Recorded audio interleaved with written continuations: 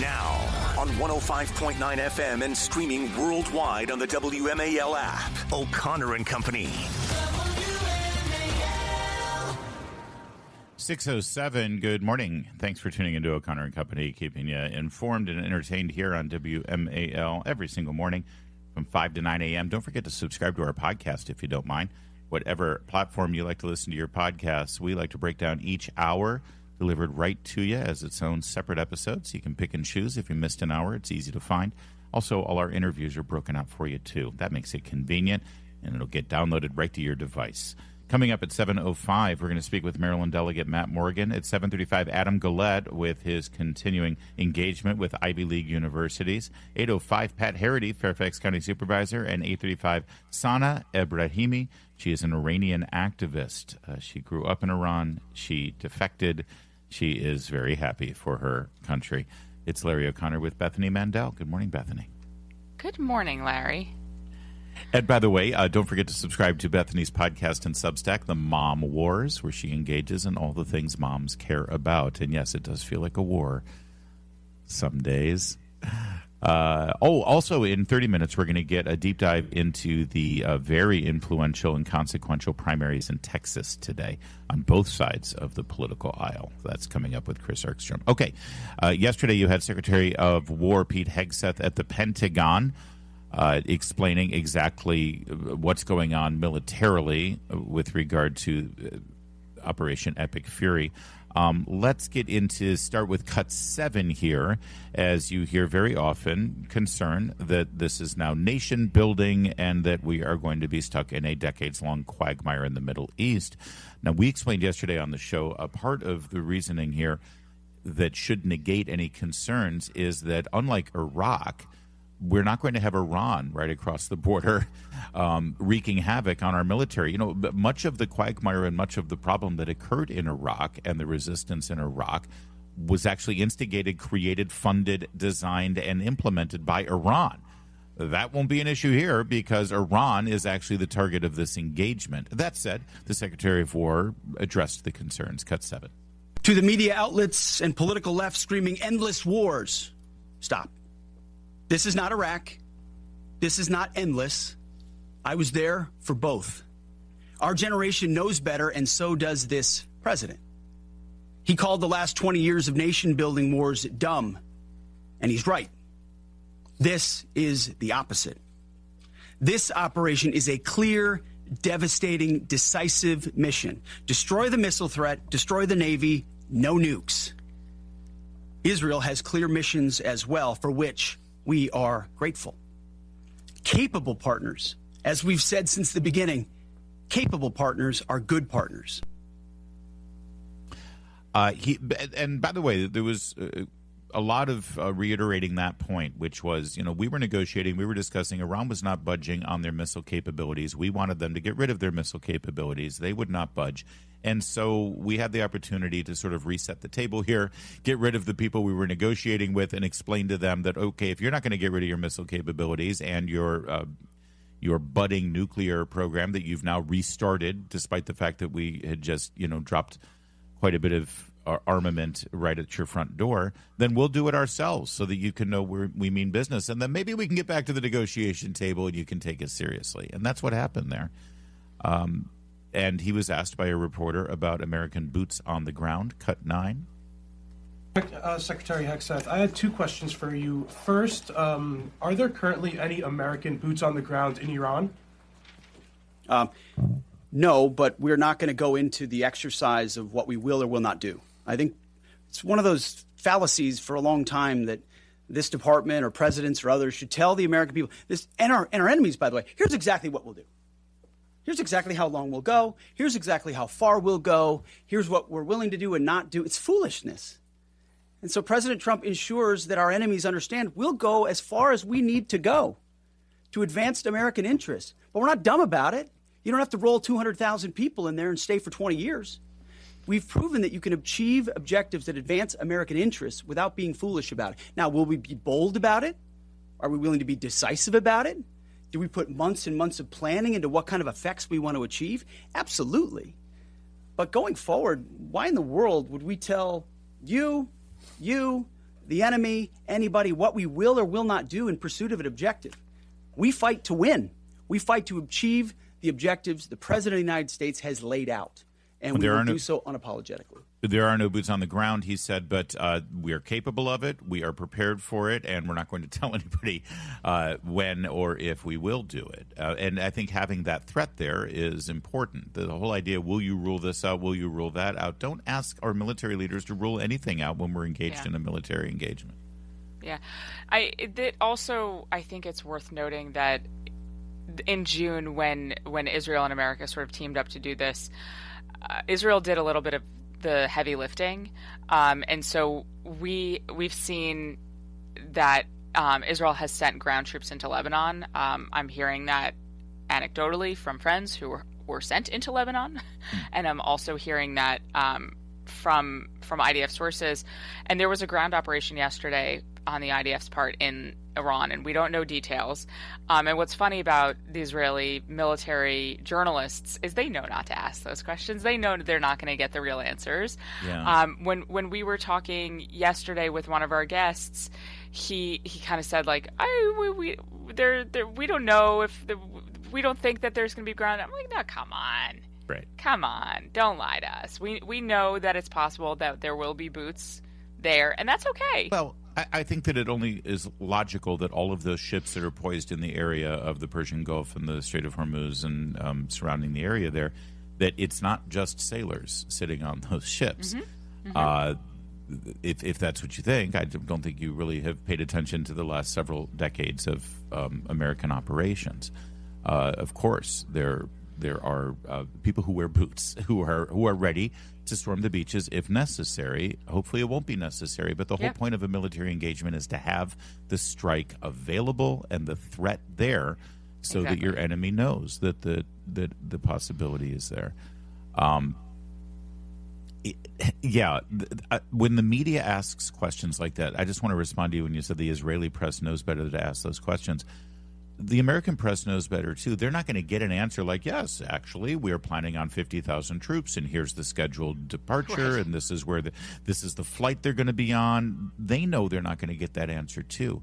What they want is the video clip of the cabinet member refusing to answer the question because they believe that it will be politically damaging, that they're hiding something, that they're evading, that, you see what's going on here. Because they're not engaged in getting information for the American people. They're engaged in creating a political event. That's why they ask those questions. Yeah, and it's a really sick calculus because we're hearing from these anti-war people, by the way, including Megyn Kelly. I would count her among this sort of group of people who are actively rooting for failure and who are not supporting our military. In another clip that we didn't play, but I can tweet it, she said, I don't support this. This is or I guess we did play it. This is senseless. I don't support this. And she's not sounding the tone of someone who supports our military. And she was lambasting the tone on Fox News and saying, well, all they care about is supporting the troops, as if that's a bad thing. Yeah. What happened? I didn't see her whole monologue. I'll take a look at the clip you're talking about. I haven't seen her say something that is actually rooting against the troops. But there's nothing wrong if the condemnation of Fox News is all they care about is supporting the troops. Yeah, I'll take the blame for that one as well. Right. Put me on that team. All right, a little bit more from Hegseth there and Secretary of State Marco Rubio yesterday in a moment. First, though, at 6:15. All right, let's get to the Secretary of State. He briefed I believe it was just the Gang of Eight. It may have been a larger contingent from the Congress. And again, just to clarify, for the Matt Walshes of the world and others, Secretary of State Marco Rubio, when he was Senator Marco Rubio for the last 16 years, I believe, has been a steadfast voice in favor of some level of engagement, military or otherwise, in helping to liberate the entire region from Iran and to protect American interests from Iran. Since, again, I want to remind you, when the Ayatollah died, his hands are permanently stained with the blood of innocent Americans, soldiers, Marines airmen and sailors that he crafted a diabolical engagement against via IEDs, roadside bombs, and other murderous terrorist attacks against Americans for decades. Secretary of State Rubio knows that, and here's part of what he had to say to the media. I believe this was after his briefing. Cut 12. There would come a point where they have so many conventional missiles, so many drones, and it can inflict so much damage that no one can do anything about their nuclear program. That is what they were trying to do, is put themselves in a place of immunity where the damage they could inflict on the region would be so high that no one can do anything about their nuclear program or their nuclear ambitions. They are producing, by some estimates, over 100 of these missiles a month. Compare that to the 6 or 7 interceptors that can be built a month. They can build 100 of these a month, not to mention the thousands of one-way attack drones that they also have. They've been doing this for a very long time, and by the way, they've been doing it under sanction. You see the attacks they're conducting right now? They're attacking airports, they're attacking hotels, they're hitting not just military bases, they're attacking our embassies directly, they're attacking facilities that have nothing to do with war or with military, and that's a weekend Iran. That's in Iran despite years of sanction.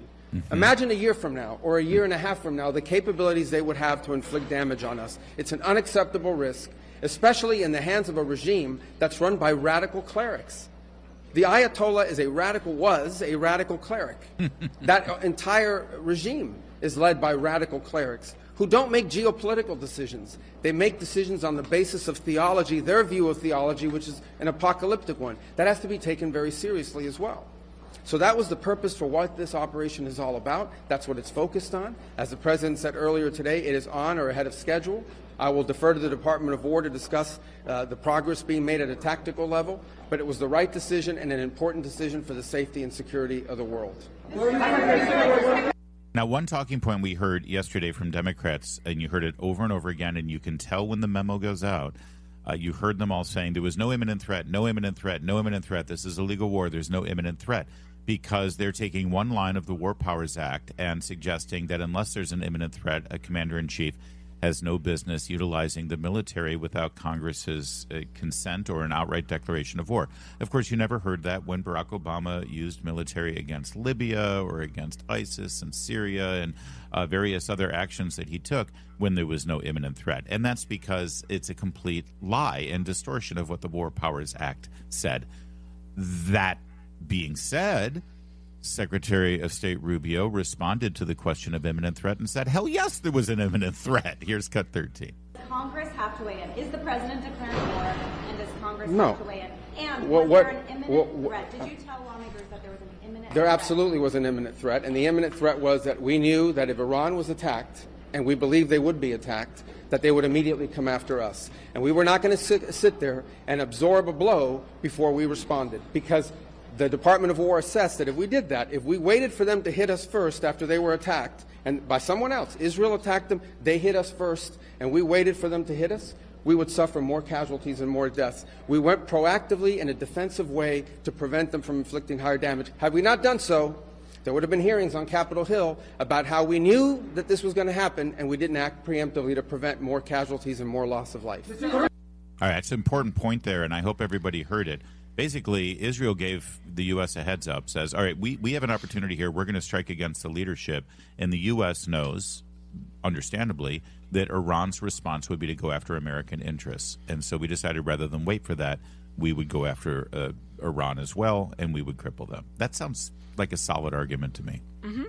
Yeah, so last night, I believe it was on Sean Hannity's show, Steve Witkoff, our special envoy who had been negotiating with Iran, talked about the negotiations that him and Jared Kushner were engaging in. He said, just to give you a little bit of a taste of how these 3 days of negotiations went, 3 separate times Jared and I opened with the Iranian negotiators telling us they had an inalienable right to enrich all the nuclear fuel that they possessed, and that they controlled 460 kilograms of 60% enriched uranium, and that they could make 11 nuclear bombs with it.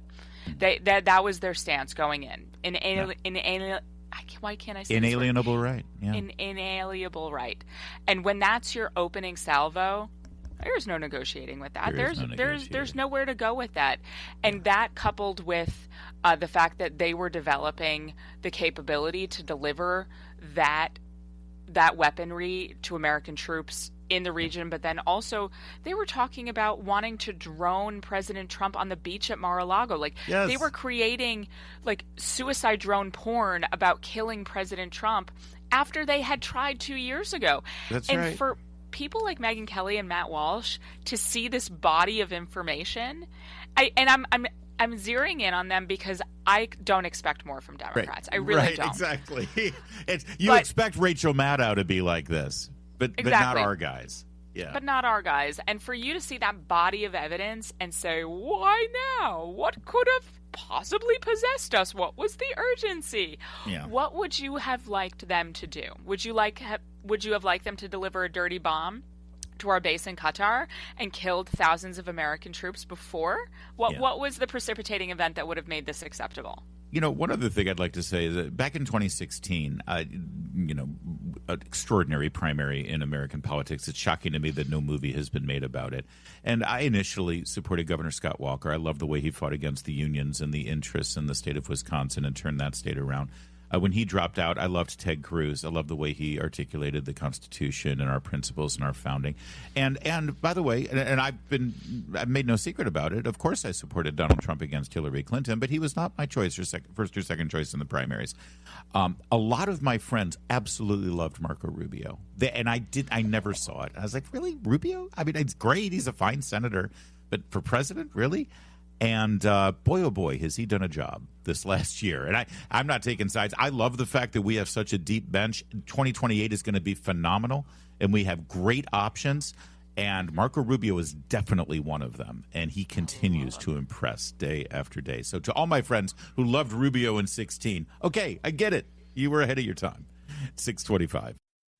Now, on 105.9 FM and streaming worldwide on the WMAL app. O'Connor and Company.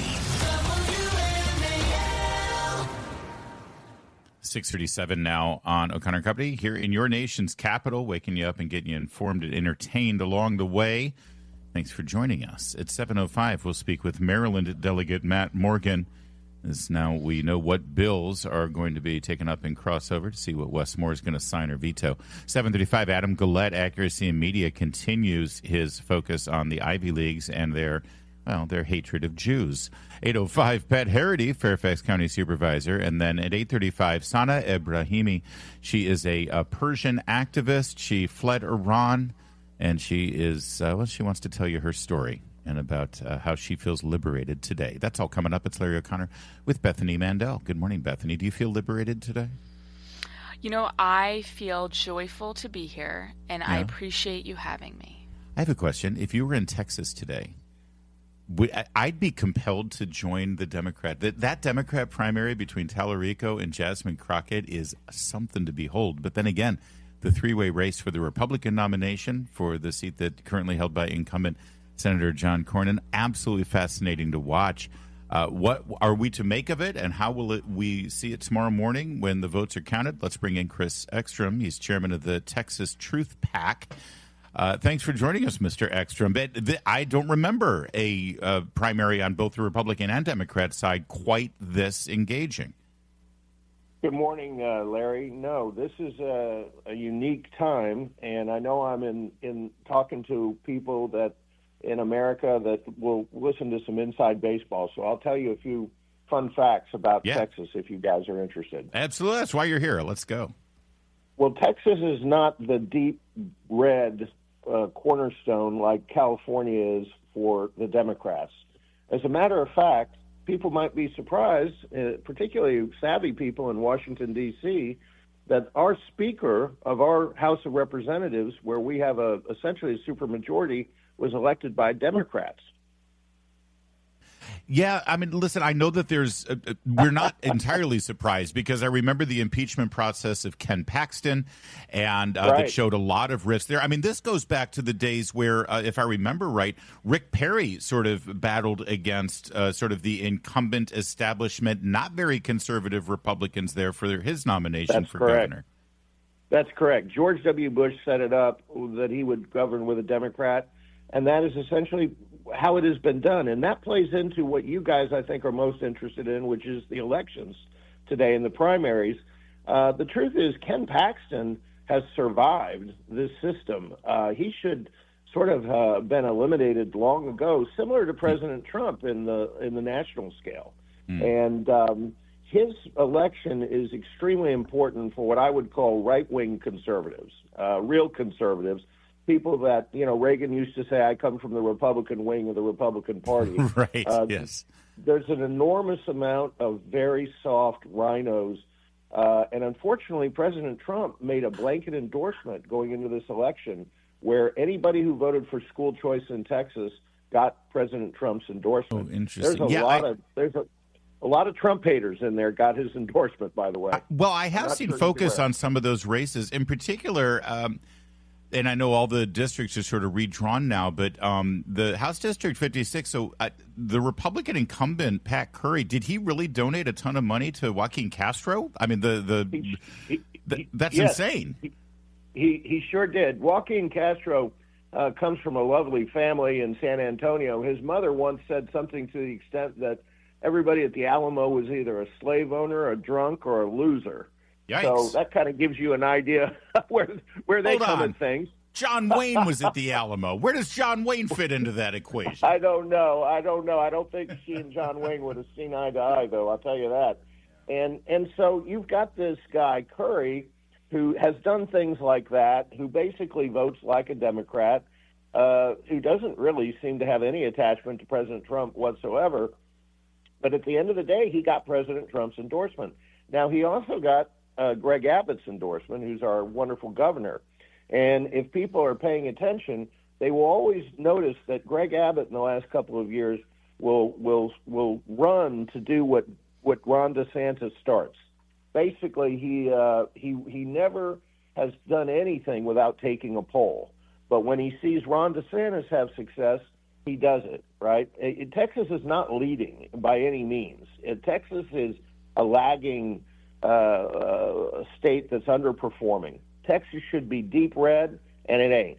That's the bottom line. And the people to blame are people like Greg Abbott, who is incredibly, he's going to be the longest-serving governor in Texas. God only knows why. He's never really been opposed by strong candidates, and he just seems to sort of preside over Texas. He doesn't really seem to do anything. And then we have a state Senate that has a lot of power, and this is I'm losing his name. That's terrible. It's hard. Dan Patrick, who is supposedly Trump's sort of man in Texas. And that's kind of how it works. All right. You then have this speaker who is elected by Democrats, and he basically, underneath everything, is sort of, I think, the most powerful man in Texas. Well, which explains, Bethany, that explained the impeachment process of Ken Paxton and how ugly that got. And, of course, as our guest said, Paxton has survived that. So let's focus on today's primaries, Bethany.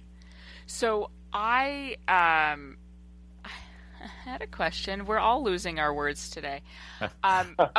So Texas is not deep red anymore. How much of that is impacted by the fact that there's a lot of immigration happening on your southern border, and how much of that is being talked about in all of these primary races, the impact of immigration? Well, I don't think that Bethany, is such a factor, because the recent history of the South has been that a lot of those Texicans, in a sense they used to be called, people have become more conservative and voting more Republican. I mean, if you note President Trump, clearly President Trump making a visit to Texas in the middle of the SCOTUS and the Iran action that was coming up, you know that it was a huge calculation to get him to Corpus Christi. I do think that they want to turn out those voters, okay, that are sort of recent Trump Latin voters, you might call them, in Texas. But I don't think Texas's problems have to do with that so much. A lot of them will say, oh, people move in from California and blah, blah, blah. No, I really don't think that's it. It's a homegrown problem. It's a lack of leadership problem. It's a lack of messaging. They are not messaging conservative things, and they're not really doing conservative things. They're hanging way back, and people perceive when you have a sort of a drift. And that's where Texas is right now. They need new leadership badly. Well, on the Republican side, it appears as though there's going to be a runoff. Who do you think the two candidates will be for that runoff? I think there'll be a runoff for Ken Paxton, and it probably will be Paxton and Cornyn. And do you expect Do you think President Trump will make an endorsement once it gets to a runoff? Well, that's the interesting thing. President Trump has not endorsed in that race, which has been good for Ken Paxton relatively, because there's a lot of people behind the scenes, and they all seem to spend a lot of time in Washington, D.C., that would like to see Cornyn get endorsed. Yeah. But I don't think that will happen. I do think President Trump will endorse Ken Paxton in the runoff and make that clear. And I want to note another thing. The only congressman in Texas, U.S. congressman, that did not get endorsed outright was Dan Crenshaw. Dan Crenshaw has been an incredible disappointment to anybody who is a self-respecting conservative. He's kind of like the rhino poster boy of our congressman, and I hope to see him get thrown out. That'll be an interesting one, too. He may make it to a runoff. Yep. Real fast. Who should we be? I'm part of me is rooting for Jasmine Crockett on the Democrat side. Just the way the establishment and the media have been lining up against her, and I think it does show sort of the racial hypocrisy on that side of the equation. Who do you think is going to win it, and do you think a Democrat has a chance? I think that she's got a very good chance, and it is really hard to call. This Tallarico is kind of like their dream boy, white guy, generic white guy. They're going to just like Beto. It is totally hypocritical. I would say, looking at what happened with Colin Allred and Ted Cruz, I thought Colin Allred was going to do much better, and he didn't.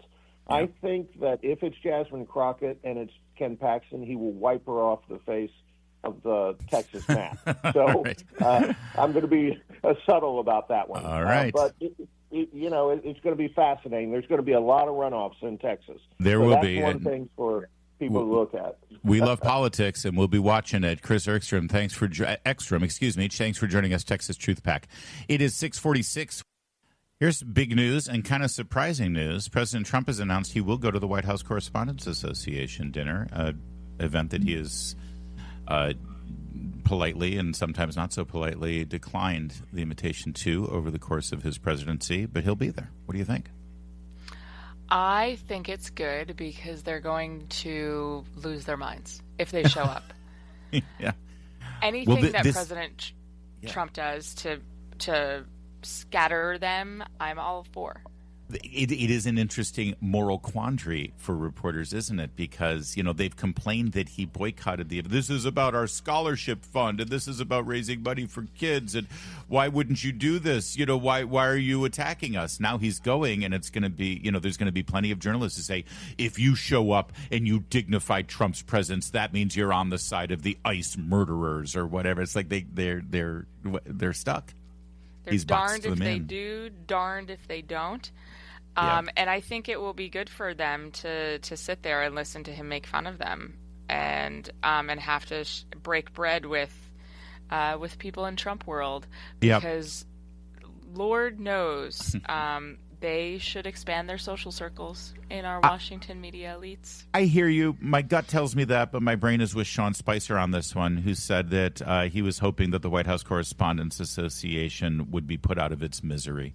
And the president not showing up and having the dinner just sort of become irrelevant would have been even better, because it is kind of a shameful night in D.C. where all these reporters act like they're giving the Oscars out, and they all slap each other on the back and pretend they're for free press when they're really not. No, I think it would have happened no matter what. This is nerd prom. That's what they call it. Yeah, well. And it's not going to live or die based on President Trump going. But, I mean... First of all, the White House Correspondents' Dinner brought us President Trump. Wasn't it the guy from the Atlanta, McKay Coppins, who joked about the fact that he would never be president, and Donald Trump was like, challenge accepted. Oh, I think it was Obama who joked. Oh, it was Obama. Yeah. Yeah, maybe. Seth Meyers. It's 6:54.